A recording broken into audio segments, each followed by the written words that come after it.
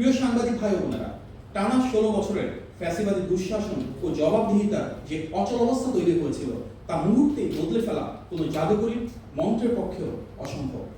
তবে এবারের ঈদুল আজহায় দেশের মানুষ অন্তত একটি বিষয় স্পষ্টভাবে প্রত্যক্ষ করেছে, আর তা হলো রাষ্ট্রের আন্তরিক সদিচ্ছা ও জনকল্যাণমুখী প্রশাসনিক তৎপরতা।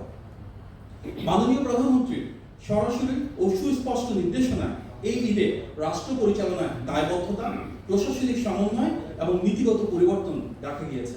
তিনি মন্ত্রী, প্রতিমন্ত্রী, সকল সংসদ সদস্য ও গুরুত্বপূর্ণ জনপ্রতিনিধিদের নিজ নিজ এলাকায় ঈদ উদযাপন করতে বলেছেন। মানুষের পাশে থেকে একসাথে ঈদের আনন্দ ভাগাভাগি করে দিতে প্রেরণা জুগিয়েছেন।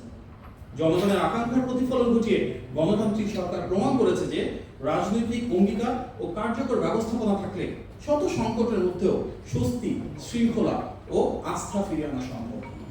এবারের ঈদুল আজহাকে কেন্দ্র করে সরকারের কার্যক্রমে 10টি গণমুখী বিষয়ে বিশেষ গুরুত্ব প্রদান করা হয়েছিল।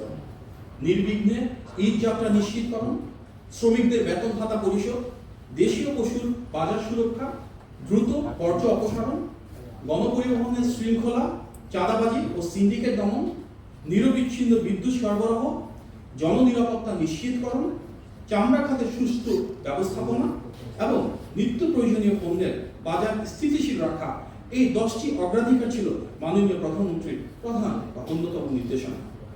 এসব উদ্যোগের সমন্বিত বাস্তবায়নে ঈদ ব্যবস্থাপনার বিভিন্ন ক্ষেত্রে দৃশ্যমান ইতিবাচক পরিবর্তন এনে দিয়েছে এবং রাষ্ট্রীয় সেবাকে আরো জনসম্পৃক্ত করার যে প্রচেষ্টা তারও প্রতিফলন ঘটিয়েছে।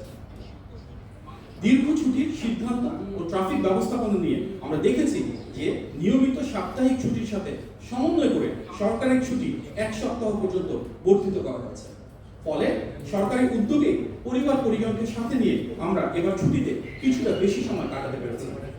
ঘরমুখ মানুষের যাত্রা নির্বিঘ্ন করতে ও সার্বিক শৃঙ্খলা বজায় রাখতে সার্বক্ষণিক মনিটরিং ও বিশেষ ব্যবস্থাপনা গ্রহণ করা হয়েছে, যে কারণে ঈদের আগের দিনগুলোতে মহাসড়কে একযোগে যানবাহনের চাপ অনেকটাই কমে গিয়েছে।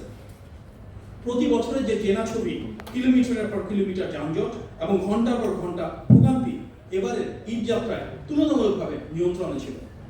তারপরও যতটুকু হয়েছে সরকার সচেষ্ট থাকবে আগামীতে সেটিও সমাধানের জন্য। এবার সামগ্রিক